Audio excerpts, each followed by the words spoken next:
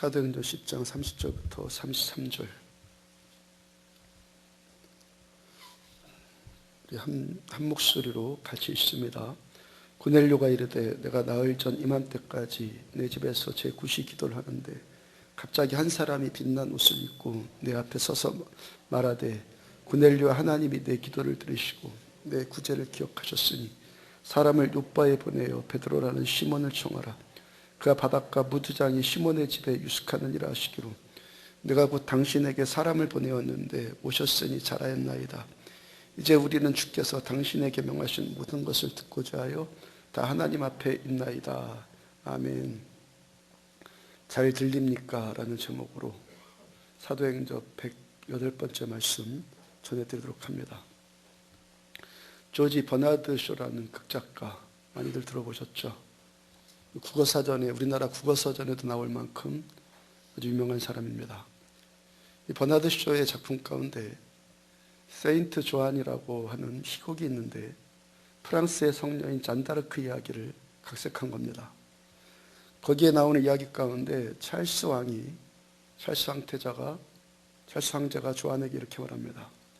오 소리 어째서는 나에게 들리지 않는고? 임금은 나야, 너는 아니야. 근데 임금인 나에게 왜 하늘의 소리가 들리지 않는 거지?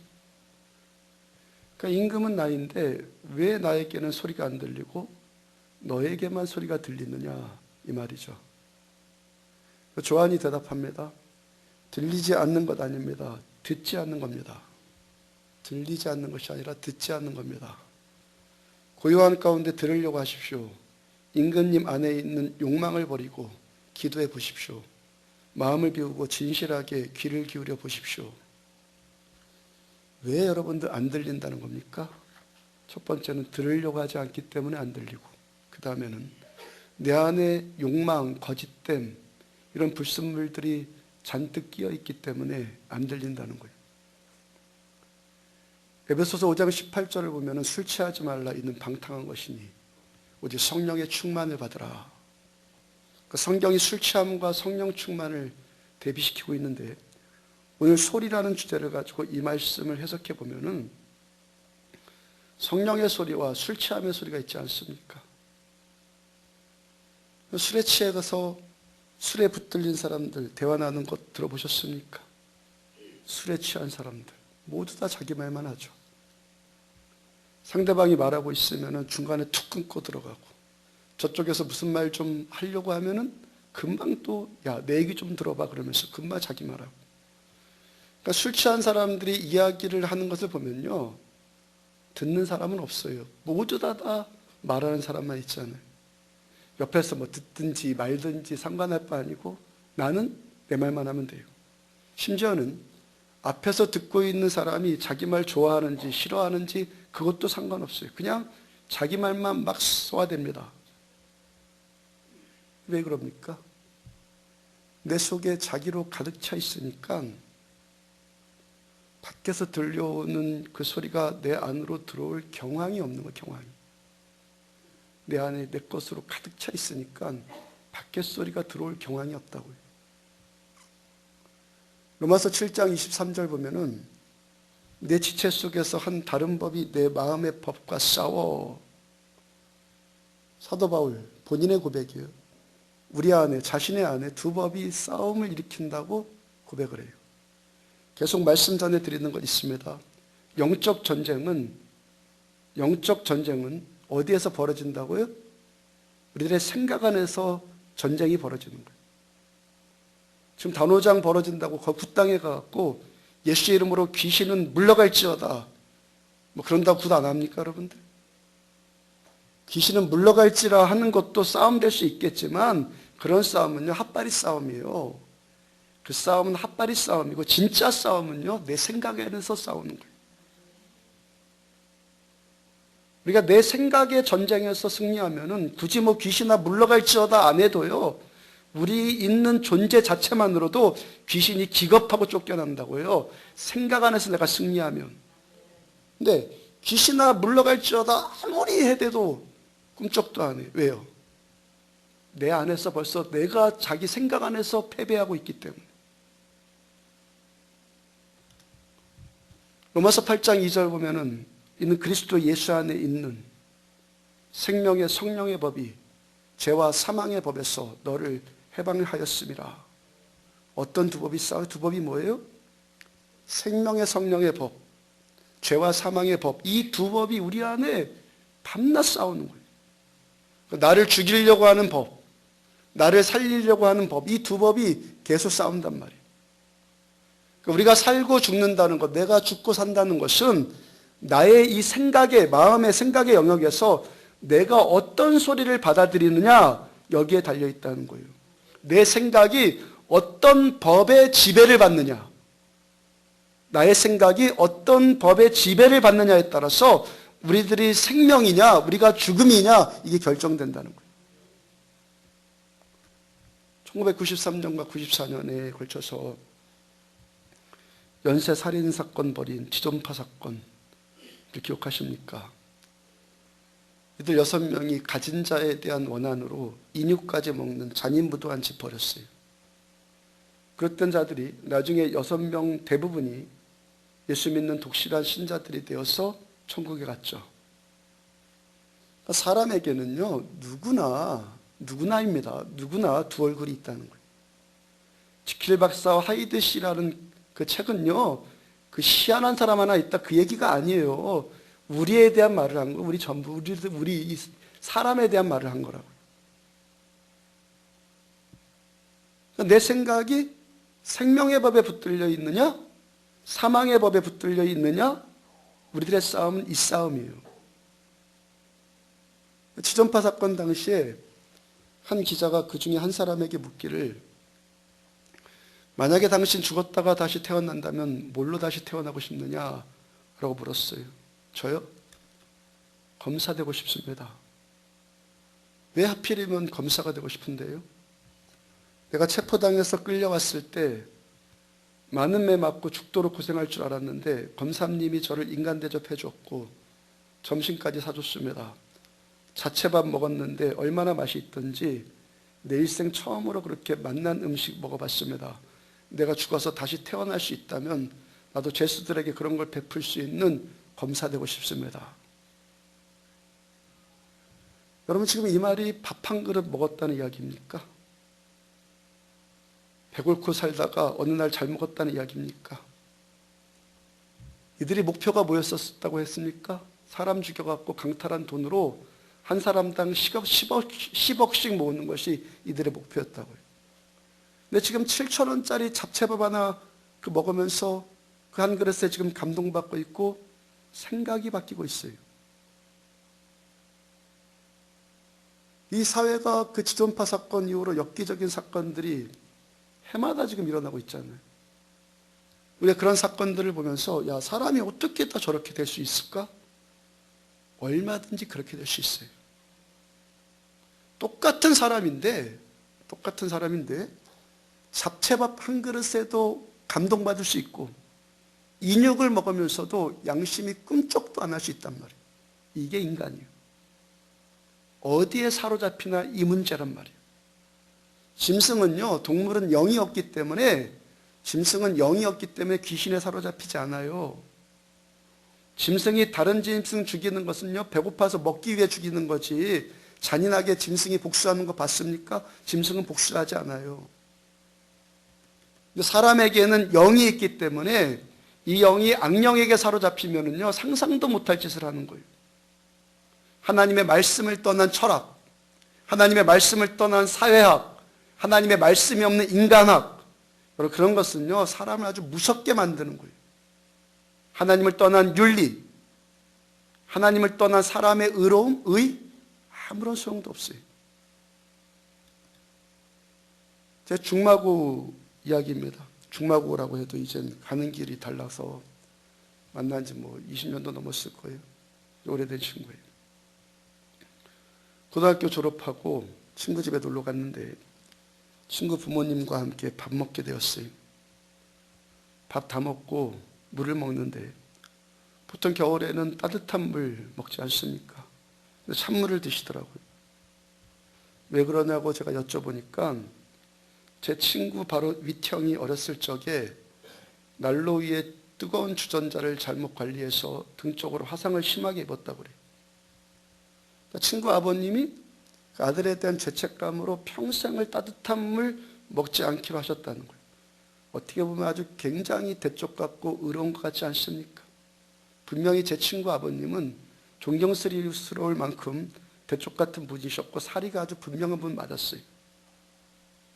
근데 문제는요, 제 친구의 첫째 형님이요. 첫째 아들이 셋이었는데 이 첫째 형님이 알코올 중독에 정신쇠약에 우울증에 아주 어렵게 되었어요. 제가 무슨 말씀 지금 전해드리려고 하는 거예요? 이런 집안 종종 있잖아요.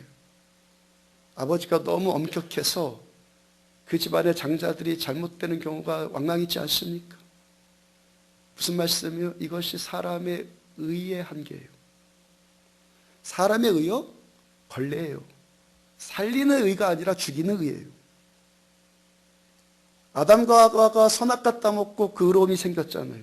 눈이 밝아졌어요. 서로 벗은 몸을 막 보기 시작해요. 발가벗은 못, 부족한 것, 연약한 것. 인간의 의에 붙들려서 아주 엄격해졌고 그 엄격함으로 그 사람의 흠을 발견하고 서로 정죄하고 비난하고 판단해요. 사람의 의만 있으면은 그 의가 아무리 대쪽 같은 의일지라도 그 위에 누군가가 희생당하게끔 되어 있어요. 로마서 8장 2절 다시 보면은 이는 그리스도 예수 안에 있는 생명의 성령의 법이 생명의 성령의 법, 성령의 생명의 법 같은 말이죠. 죄와 사망의 법에서 너를 해방하였습니다. 생명의 성령의 법. 어떤 법에 붙들릴 때 우리들의 생명이 살아난다고요? 성령의 법에 붙들릴 때. 인간의 의로는요, 사람 못 살려요. 죽여요. 마태복음 4장 4절 보면은 예수께서 대답하여 이르시되 기록되었으되 사람이 떡으로만 살 것 아니요 하나님의 입으로부터 나오는 모든 말씀으로 살 것이라 하였느니라. 이 말씀 밥 먹지 말고 살아라 그 뜻 아니죠. 어떻게 사느냐 이 문제 지금 말씀하시는 거예요. 여러분들 진정으로 사는 자들 되고 싶다면은 뭐 먹고 살아라는 겁니까? 말씀 먹고 살아라. 지금 이 상황이 주님께서 40일 금식한 다음에 마귀가 주는 시험을 지금 당하고 있는 장면이잖아요. 마귀가 40일 굶은 예수님께 너에게는 충분히 능력이 있으니까 이 돌들로 빵 만들어 먹으라고 유혹하잖아요. 주님 뭐라고 말씀하셨어요? 뭐가 먼저라는 거예요? 말씀이 먼저이다. 그렇게 우리 주님께서 생명의 성령의 법에 붙들려 있으니까 주님을 통해서 생명들이 살아나요. 말씀에 붙들려 있는 예수님으로부터 인류 구원의 역사가 나타나요. 공산주의 기독교 싸움이라는 것이요. 결국 무슨 싸움이냐면요. 빵과 말씀의 싸움이에요. 떡과 말씀의 싸움이에요. 자본론에 붙들려 있던 마르크스가 주장한 것이 뭐예요? 사람이 먹는 문제, 경제적인 문제만 해결되면은 모든 문제가 저절로 잘 될 것이다. 그가 그렇게 주장을 했죠. 모든 문제 해결의 근본은 자본에 있다. 경제의 문제다라고 그가 얘기했단 말이에요. 근데 그 끝이 어떻게 되었어요? 공산주의 다 망했잖아요. 망했잖아요. 기독교 신앙 뭘 말합니까? 40일 굶어서 배고픈 사람 앞에 놓고도 빵보다 뭐가 더 먼저라고요? 말씀이 먼저란 말이에요. 말씀이 먼저라고요. 빵이 먼저가 아니라 떡이 먼저라. 먹는 문제가 먼저가 아니라 말씀이 먼저라고요. 빵이 먼저라고 한 자들 결국 망했지만 말씀이 먼저라고 하는 이 땅의 많은 기독교 국가들 승승장구하잖아요. 아무리 급하고 절박해도요. 하나님의 말씀 먼저 찾고 하나님 말씀 먼저 붙드는 자가 결국 사는 거예요. 어떻게 마귀 이깁니까? 어떻게 우리가 죄와 사망의 법 이기고 연약함, 무기력함, 패배주의, 절망, 좌절, 열등감, 교만, 분노, 이기심, 가난과 질병 이 모든 것들 어떻게 이깁니까 여러분들? 어떻게 이기냐고요. 내 속사람이 무엇으로 채워져 있느냐 이 문제란 말이에요. 내가 오늘도 어떤 법에 사로잡혀 사느냐 이 문제란 말이에요. 하나님의 말씀, 그 생명의 성령의 법에 붙들려 있는 사람이 넘어져도 곧 일어나요. 자기 침체, 자기 절망 이기고 결국에 승리하는 인생 사는 것을 보면은 말씀에 붙들린 사람이 그렇게 산단 말이에요. 어떤 분이 이런 말 합니다. 목사님, 이상하리만큼 평안하고 사람들의 좋은 점만, 장점만 보입니다. 제가 대답해 주기를요, 당신이 지금 생명의 성령의 법에 붙들렸기 때문에 그래요. 당신이 잘나진 것이 아니란 말이에요. 당신이 잘나진 것이 아니라 당신이 지금 은혜의 법, 생명의 법, 말씀의 법에 붙들려 있기 때문에. 우리들의 싸움이 뭐라는 거예요, 여러분들? 내 생각이 오늘도 말씀의 법에 지속적으로 붙들려 있느냐, 연속적으로 붙들려 있느냐, 이 싸움이요. 내가 좋아졌다 착각하지 말아요. 언제 지킬박사가 올라올지 몰라요. 언제 하이드가 올라올지 모른다고요. 내가 좋아졌다 착각하지 말아요. 우리들의 싸움은요, 내가 지금 오늘도 어디에 붙들려 사느냐 이 문제예요. 내가 의로워졌다, 내가 잘나졌다 이 문제가 아니라 요한복음 15장 5절의 말씀처럼 뭐예요? 내가 어디에 붙어 있느냐 이 말씀이에요. 오늘 말씀에 붙들려 있는 사람이 오늘 승리하고 내일 또 말씀에 붙들려 사는 사람이 내일 또 승리하는 거예요. 오늘 승리했다고 내일도 승리한다? 아니에요. 오늘 승리하고 내일 승리하는 사람은 계속 말씀에 붙들려 있을 때만 승리한단 말이죠. 말씀 놓치면은 죽음이 시작되는 거예요. 말씀 붙들리면은 생명의 행진이 시작이 돼요. 세계제 1차 세계대전 이후로 기독교의 독일로부터 자유주의 신학이 들어왔어요.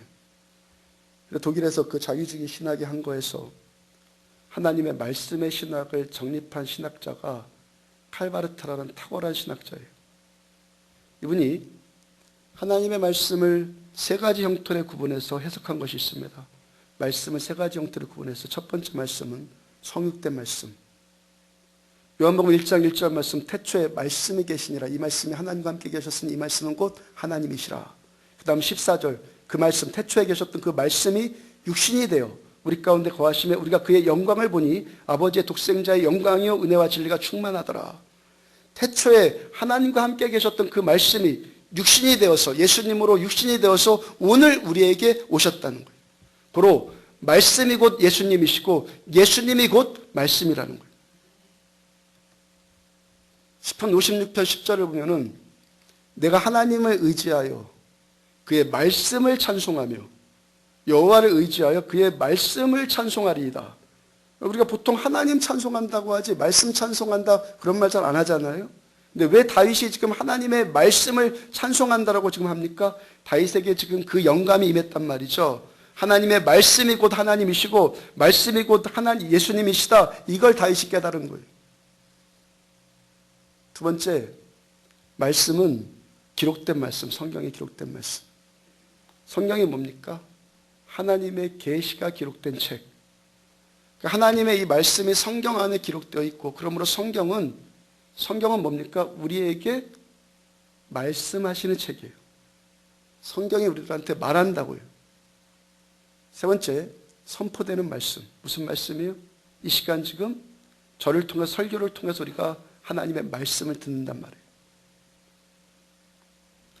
사도행전 20장 32절 보면은 지금 내가 여러분을 주와 및 그 은혜의 말씀에 부탁하노니 너희를 말씀에 부탁하노니 그 말씀이 여러분들을 능히 든든히 세우사 거룩하게 하심을 입은 모든 자 가운데 기업이 있게 하시리라. 왜 사도 바울이 나의 주 예수님께 부탁한다 그러지 않고 말씀께 부탁한다고 합니까? 왜 그러는 거예요 지금? 말씀이 곧 예수님이시기 때문에. 예수님이 곧 말씀이기 때문에. 사도행전 18장 5절 중간에 보면은 바울이 하나님의 말씀에 붙잡혀 바울이 하나님의 말씀을 붙든 것이 아니라 바울이 말씀 붙든 것이 아니라 바울이 누구에게 붙들린 거예요? 말씀에 붙들린 거예요. 말씀이 우리를 붙들어요. 내가 말씀 붙드는 것이 아니라 살아계신 하나님의 말씀이 우리를 붙드신다고요. 종교개혁자 마틴 루터가 이런 고백했어요. 성경은 살아있다. 그래서 성경은 나에게 말씀하신다. 말씀은 발이 있다. 그래서 나를 인도한다. 말씀은 손이 있다. 그래서 나를 붙드신다. 말씀이 살아 역사한다. D.L. 무디에게 어떤 분이 이런 질문했어요. 성경이 영감된 책이라고 어떻게 믿을 수 있습니까? 무디 목사님이 간단하게 대답해요. 성경이 나에게 호소하기 때문입니다.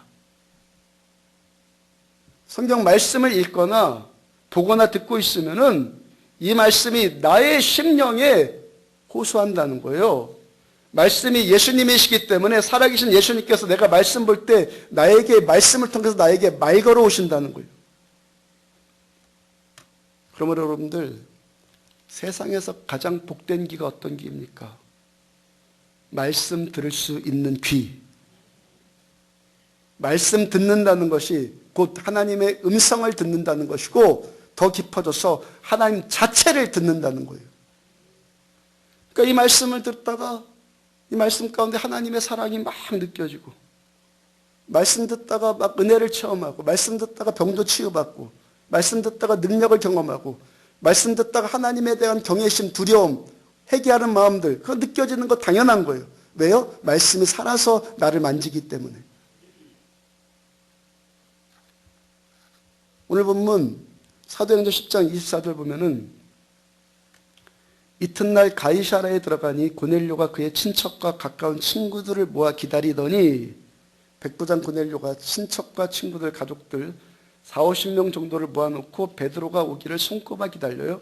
그 다음에 25절 마침 베드로가 들어올 때 고넬료가 맞아 발 앞에 엎드려 절하니 베드로가 들어오니까 그 발 앞에 그냥 넙죽 엎드려 절해요.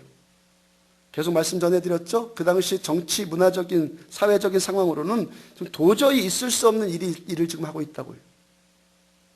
식민지를 정복한 군대의 장교가 식민지 사람을 향해서 엎드려 절한다고요? 말이 안 돼요.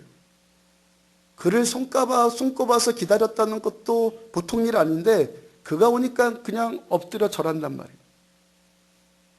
오늘 보면 33절 한번 다 같이 한번 읽어봅니다. 시작. 내가 곧 당신에게 사람을 보내었는데 오셨으니 잘하였나이다. 이제 우리는 주께서 당신에게 명하신 모든 것을 듣고자 하여 다 하나님 앞에 있나이다. 이제 우리는 주께서 당신에게 명하신 무엇? 당신에게 명하신 무엇이요? 모든 것을 듣고자 하여 다 하나님 앞에 있나이다. 지금 고넬료가 베드로를 왜 기다렸어요? 왜 베드로에게 절합니까? 베드로 안에 주께서 명하신 베드로 속에 주께서 명하신 모든 것, 곧 모든 말씀이 베드로 안에 들어있기 때문에 그러니까 지금 고넬료가 기다린 것은 뭘 기다린 겁니까? 베드로 안에 있는 말씀을 기다린 것이고 고넬료가 절한 것은 베드로 안에 있는 말씀께 절한 거예요. 그 다음 뭐라고 말씀합니까? 다 하나님 앞에 있나이다. 고넬료가 지금 누구한테 절하고 누구를 기다린 겁니까? 말씀으로 임하시는 하나님께 절하고 하나님을 기다린 거예요. 지금 고넬료의 입장에서는 베드로가 누구인지 그가 어떤 사람인지 그게 그렇게 중요한 문제가 아니라는 거예요. 다만 지금 사도 베드로 안에 하나님의 말씀이 그 안에 담겨져 있기 때문에 베드로를 지금 환대하고 있고 베드로에게 지금 겸손하게 절하고 있단 말이에요. 마태복음 10장 40절 보면은 너희를 영접하는 자는 나를 영접하는 것이요 나를 영접하는 자는 나 보내신 이를 영접하는 것이니라. 사도들, 제자들을 영접하는 자는 예수님을 영접하는 것이다 말씀하세요. 왜 제자를 영접하는 것이 예수님을 영접하는 것이 됩니까?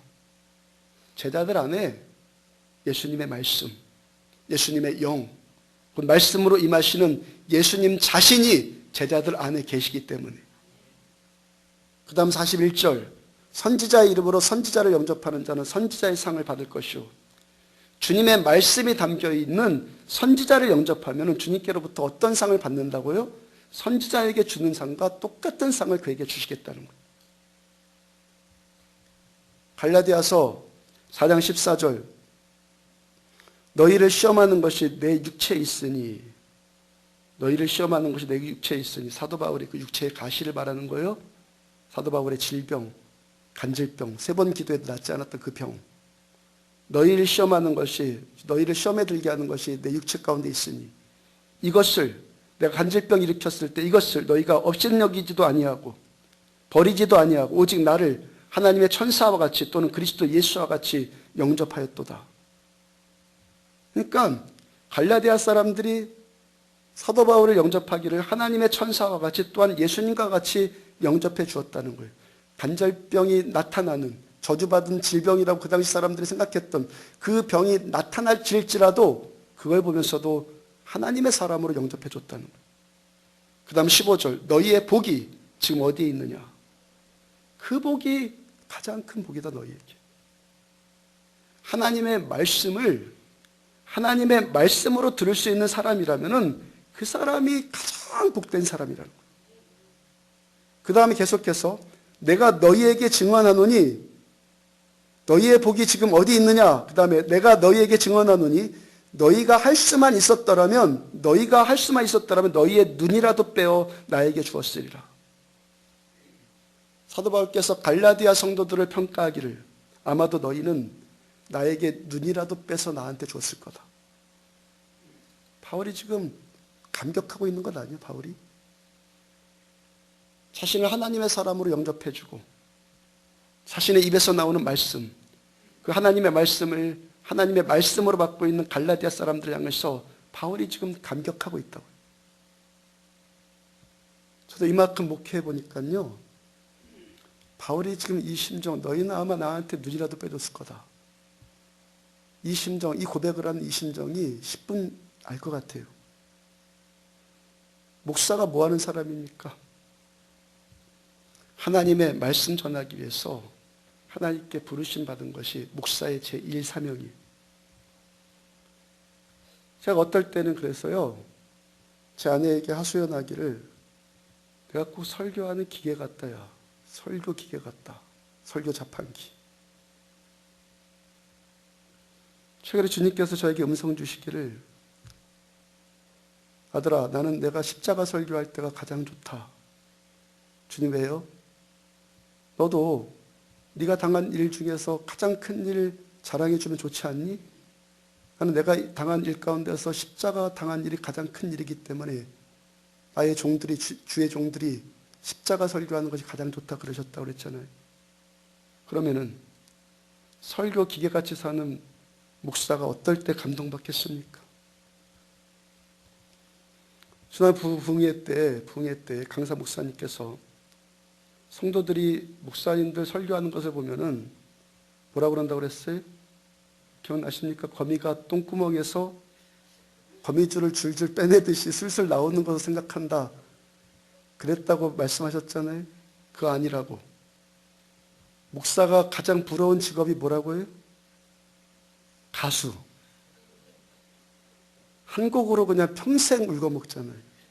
송대관 씨, 쨍하고 했던 날, 그거 하나 가지고 평생 쨍하고 했던 날 했잖아요. 이거 원고 하나로 평생 울거먹으면 얼마나 좋겠어요. 저 일주일에요, 몇 번 쓰는가 제가 지금. 10번 정도, 1년이면 500번 정도 하는 거 쓰는 거예요. 새벽 예배까지. 무슨 설명 더 붙이겠습니까? 저 일주일 내내 거의 매일 제 시간의 3분의 2, 매일 시간의 3분의 2 이상을 말씀과 씨름하는 데 시간 보내요. 어떤 모르는 사람들이 우리 교회 보고요, 성령 사역하는 교회라고, 치유 사역하는 교회라고 그런 말하는 사람이 있는데, 물론 성령 사역하고 치유 사역하죠. 말씀 안에서. 치유 사역하고 성령 사역하는데 저는 거기다가 제 에너지 쏟아붓지 않는단 말이에요. 말씀 붙드는데 거의 저의 시간을 다 써요. 저는요, 말씀에 목숨 건다? 저 고백할 수 있어요. 말씀 그대로 믿으니까 말씀에 있는 그대로 병 낫기를 위해서 기도하는 거죠. 그냥 말씀에 기록되어 있으니까, 말씀 그대로 믿으니까 성령께서 이 예배 가운데 임재하시기를 추구하는 거예요. 말씀에 기록되어 있으니까 그 말씀대로 하는 것뿐이지, 믿음대로 하는 것뿐이지.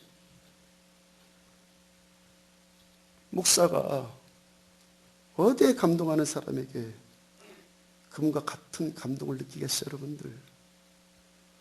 여러분들이 저를 여러 가지로 섬겨줄 수 있어요. 감사해요. 제가 정말 감동받을 것이 뭐겠어요? 어떤 분에게 동일한 선지자와 같은 상이 임하겠어요? 선배 목사님 한 분이 어느 교회 부흥회 인도로 가셨는데 그 교회 장로님이 어느 날 조용한 시간에 목사님 숙소 찾아와서 이런저런 이야기 나누다가 이런 말 하시더라고요. 그래요. 목사님, 우리 교회 목사님은 설교가 시원치 않아서 걱정입니다. 그래서 제가 우리 담임 목사님에게 설교 좀 잘하시라고 책 몇 권 사다 드렸거든요. 그러고 나서 들어보니까 그 책 안 본 것 같아요. 목사님이 장로님에게 말해주신 것이 장로님, 당신 큰 병 들었습니다. 제 딸아이가요, 초등학교 지금 6학년인데 밥 먹으면서 종종 하는 말이 있어요. 밥 먹으면서 배고파. 아이가 밥 먹고 있으면서 배고프대요. 뭐예요? 건강하다는 증거죠. 형님 여러분들 가운데 밥 먹으면서 물 드셔야 하는 분들 계시면요, 이제 절반쯤은 무덤으로 향했다고 생각해도 틀리지 않아요. 육체는 당연한 일이니까 늙는 거 받아들여야 되죠. 그렇지만 영적으로는 그럴 수 없다는 거예요. 영적으로 건강한 사람은 말씀의 맛에 침이 마르지 않아요.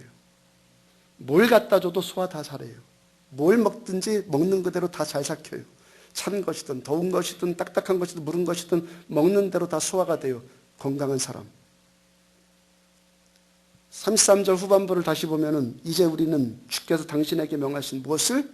모든 것을 듣고자 하여 다 하나님 앞에 있나이다. 주께서 당신에게 명하신 모든 것, 내 입맛에 맞는 것, 내가 듣고 싶은 것, 그게 아니라 모든 것. 좌우지간 신앙이 병든 사람은요, 꼭 아이들이 편식하는 것과 똑같아요. 자기가 듣고 싶은 소리만 골라 들어요. 아이들 먹고 싶지 않은 음식 그런 거 나오면 투정하잖아요. 자기가 듣고 싶지 않은 말씀 들으면요, 귀를 막아버리고 대적을 해요. 건강한 사람은 모든 것 다 들어요. 그러니까 여러분들이 이모저모에 감사하는 것도 감사이지만, 이모저모에 저가 어떻게 한다는 거, 이모저모에 감사하는 것도 저에게 감사하겠지만, 제가 느낄 수 있는 가장 큰 감사는 말씀에 대한 감사예요. 말씀에 대한 감사. 근처 교회 목사님 가운데 병원 전도를 주로 하시는 분 계세요. 병원 전도 하시니까 환자들을 위해 기도하는 일 많지 않겠어요? 하루 목사님이요, 저한테 그런 넋두리 하시더라고요. 목사님, 기도해서요, 그 환자 치유받으면 홀라당 도망가 버려요. 그러니까 낫지 말아야겠어요. 그러면서 씁쓸해 하더라고요.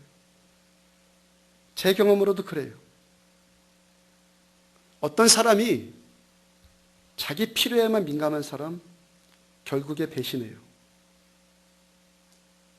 아파도 들으십시오. 그리고 고치십시오. 어떤 사람이 자기 필요에만 민감한 자기중심적이고 이기적인 사람은 결국에 배신해요. 베드로전서 1장 24절 25절 그러므로 모든 육체는 풀과 같고 그 모든 영광은 풀의 꽃과 같으니 풀은 마르고 꽃은 떨어지되 오직 주의 말씀은 세세토록 있도다. 육체의 풀과 같고 우리가 구하고 얻고 싶어하는 이 모든 세상적인 영광 꽃과 같다 그래요. 그런 풀, 그런 꽃 시들고 떨어지지만 오직 주님의 말씀만 세세토록 간다는 거예요. 주의 말씀만 영원하고 주의 말씀이 들어있는 사람만 끝까지 가는 거예요. 말씀 붙드는 사람만 끝까지 간단 말이에요. 그러므로 여러분들은 말씀에 감사할 수 있는 사람들이 되십시오. 또 특히 내가 듣고 싶은 말씀에만 감사하지 말고 모든 말씀에 감사하십시오. 특히 내 심장을 도려내는 말씀일수록 더욱 감사하십시오. 내 심장이 도려낼 때 지금 이 말씀은 살아있다는 증거이고 내 심령, 자신의 심령들이 건강하다는 증거이기 때문에 감사하십시오. 히브리서 4장 12절 하나님의 말씀은 살아있고 활력이 있어 좌우의 날선 어떤 검보다 예리하다. 말씀의 검은 예리하다. 그래서 손과 영과 및 관절과 골수를 찔러 쪼개기까지 하며 또 마음의 모든 생각과 뜻을 관찰하신다. 말씀이 살아 역사하면 내 생각을 막 꿰뚫어 보는 거예요. 다 드러내요. 말씀이 살아있으니까 감사란 말이에요. 찔릴 때 감사란 말이에요. 이 말씀이 내 심장을 후벼 파는 것 같을 때 더 감사하시라고요. 왜요? 제가 여러분들 사람의 비위에 민감한 목사가 아니라 타협하는 목사가 아니라 저는 하나님의 비위에 민감한 목사이기 때문에 감사란 말이에요. 저는 하나님의 종이지 여러분들의 종 아니에요. 하나님이 원하시는 것 저는 말하는 사람이지 여러분들이 듣고 싶은 소리 하는 사람이 아니란 말이에요. 믿음의 한 측면은 지금 내 삶의 주관자가 누구냐 이 문제이죠. 내 삶의 주관자가 하나님이신데 하나님이 내 삶의 주관자이시니까 하나님이 나를 여기에 보내셨고 맞습니까? 여기에 있는 주의 종을 통해서 하나님의 말씀을 듣게 하시는 것 그것 아니겠어요? 이게 믿음 아니에요. 하나님께서 세우셨고 하나님께서 인도하셨고 하나님께서 만나게 하셨고 이 믿음이 없으면요 그 믿음은요 아무 소용도 쓸데없는 믿음이에요. 어제 성훈 형제와 상담하는 중에 제가 그 말씀 전해드린 거예요. 당신과 내가 지금 만나고 있는 것은 우연이 아니라 하나님의 계획과 하나님의 인도하심이라고 믿어야 한다 그랬어요. 하나님께서 당신과 나를 만나게 하셔서 당신의 몸은 나를 통해서 치유받을 것이고 당신의 삶은 우리 교회를 통해서 하나님께 영광 돌리는 삶을 살게 될 거다라고 했어요. 하나님 치유하시는 분 맞아요. 맞습니까? 하나님은 치료해 주시는 분이에요. 그렇지만 특정한 사람을 통해서 치유받게 하시는 거예요. 갑이라는 사람을 갑이라는 목사를 통해서 치유받게 하시고 을이라는 사람은 을이라는 목사를 통해서 치유받게 하시는 것은 하나님은 계획하는 분이기 때문에 그러는 거예요. 갑이라는 사람이 갑이라는 목사를 통해서 하나님의 음성을 듣는 것은 하나님은 계획하는 분이기 때문에 그렇다는 거예요. 내 삶의 주관자가 하나님이시고 나의 삶을 하나님이 계획하시고 하나님이 인도하셨다는 이 믿음 필요하단 말이에요. 이 믿음이 먼저 있고 난 다음에야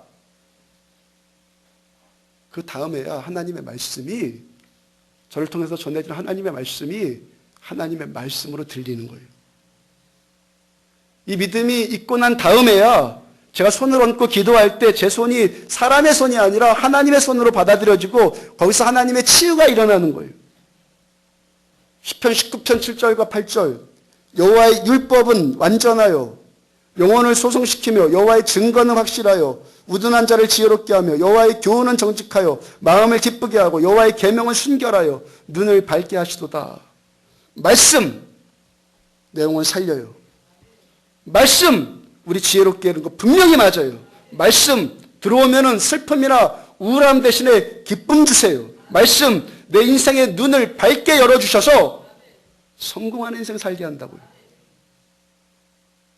말씀이 없으니까 그렇고 인생 사는 거지. 하나님의 말씀이 살아서 내 안에 역사하면 분명히 시편 19편의 그 말씀 그대로 돼요. 연세대학교 중앙도서관 앞에 가보면 동상 하나가 있다고 그래요. 그 동상이 오랫동안 영세대 총장으로 계시던 백낙준 박사의 동상이라고 합니다. 그 집안에 이런 내력이 있어요. 백낙준 박사의 부친이 무당이었다고 그래요. 박수 무당이었다는 건데 그것도 아주 유명한 무당이었다는 거예요. 하루는 한참 무당춤을 추고 있는데 그 옆을 어떤 전사님이 지나가게 되었어요. 전사님이 그 꼴 보고 있자니 참을 수가 없어서 다짜고짜 이렇게 선포했다고 합니다. 당신 자식들 멸망할지 그만하고 예수 믿고 천당 가시오. 아버지 무당이 대꾸하기를 너나 믿고 천당 가든지 백당 가든지 하고 남의 일에 참견하지 말아라. 근데 무당에게 이상한 일이 나타나기 시작하는데 그 뒤로 전도사님의 그 말이 계속 귓전에 맴돌더라는 거예요. 자식들 망할 짓 그만하고 예수 믿고 천당 가라. 그 소리가 계속 귀에 맴돌아요. 나중에 아주 정신 나갈 지경이고 잠도 안 오고 밥도 못 먹겠고 너무 괴로워서 결국에 교회 찾아갔고 이분이 예수 믿게 되었어요. 그렇게 세워진 아들이 누구예요? 백낙준. 한국 사회와 교회 사회에 지대한 영향을 끼친 사람이 돼요. 무당인데 무당으로 그 자식들까지 망할 짓 하는 그 가문에 무엇이 들어가니까? 하나님의 말씀이 들어가니까 그 가문이 존귀하고 보배로운 가문 되더라는 거예요. 말씀이 영혼 살리고 그 인생 지혜롭게 했고 우울하고 부끄러운 인생 기쁨 주었고 말씀이 눈을 밝게 했고 말씀이 명예롭고 존귀한 인생을 살게 하더라는 거예요. 이 말씀의 능력이 지금 여기에 우리에게 그대로 역사예요. 그러므로 이 말씀 어떻게 대하라는 거예요? 지난주 부흥회 때 우리 교회 부흥회가 아니라 연합 부흥회여서요. 제가 강사님 섬긴 것도 아니고 또 프로그램 진행자도 아니고 새벽 예배 설교 안 하고 수요일 설교 준비 안 하고 시간이 좀 여유가 있게 되었어요. 월화수 사흘 거르지 않고 교육관에서 계속 태권도 했어요. 요즘에는 웬만하면 시간 만들어서 운동하려고 합니다. 제 몸을 보니까 이제 제 몸도 절반쯤은 무덤으로 향했다는 느낌이 왔어요. 어제 토요일 날도요, 최소한의 시간을 내서 교회 주차장을 30바퀴 뛰었어요. 그러니까 한 30분쯤 진하게 운동한 거죠. 한 바퀴 도는데 1분쯤 걸리니까. 하여튼 수요일 날 태권도를 하다가 문득 그런 생각 들었어요. 제가 태권도 한 지 15년 동안 안 했다가 지금 다시 하는 거잖아요. 또 나이가 태권도 하기에는 약간 무리예요. 그러다 보니까 다리 근육이 아픈 것이 가장 힘들단 말이에요. 근육이 수축되어 있는 것을 늘리려고 하니까 여간 고통스럽지가 않아요. 요즘에는 웬만하면 그래서 운동하려고 하고 또 지난주는 월화수 계속 운동했으니까 근육이 조금 이완되어져 있고 계속 했으니까 자주 했으니까 부드러워질 것을 기대할 만하지 않겠습니까? 수요일 날 몸풀기를 하는데 똑같더라고요. 똑같이 이전과 같이 근육 수축되어 있어가지고 또 똑같이 풀었어요. 무슨 말씀 드리는 거예요, 여러분들? 육체 연습도요, 매일 해야 돼요. 어제 했다고 해서 오늘 안 하면요, 여전히 똑같아지더라고요. 어제 했다고 해서 오늘 안 하면, 어제 열심히 했다고 해서 오늘 안 하면 똑같아지더란 말이에요. 우리가 지난주 부흥회 하면서 주일 저녁부터 새벽, 오전, 저녁, 사흘 동안 40년 동안 목회했던 분의 노하우를, 그 말씀을 실컷 먹었잖아요. 말씀의 만나를 아주 잘 먹었어요. 사흘 동안 실컷 먹었으니까 이제 안 먹어도 됩니까? 지난주 월화수 설교 가운데 기억나는 것이 뭐가 있어요? 얼마나 돼요? 아무것도 없었죠. 내가 다음 주면 아무것도 생각 안 날 거예요. 우리들 밥 먹는데 오늘 실컷 과식하고 내일 안 먹습니까? 영적인 원리를 깨달으시라고요. 시편 19편 그 다음 10절 곧 곧 많은 승금보다 더 사모할 것이며 꿀과 송이꿀보다 더 달도다. 무엇보다 더 사모하라고요? 금보다 더 사모해라. 돈보다 더 사모할 것이 하나님의 말씀이고 하나님의 말씀을 돈보다 더 사모하게 될 때 이 말씀이 어떻게 느껴진다고요? 꿀과 송이꿀처럼 느껴진단 말이에요. 이 말씀이 그래서 순금보다도 귀해서 매일 사모하고 우리가 매일 받아 먹으려고 할 때 먹으면 먹을수록 더 꿀송이처럼 느껴지는 거예요.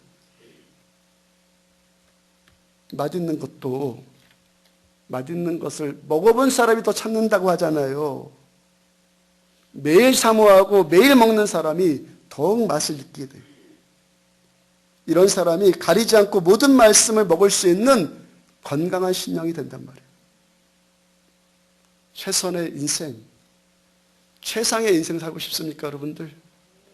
말씀으로 채우십시오. 생각의 싸움이요. 내 생각, 말씀에 붙들리게 하십시오. 최상의 인생 살아요.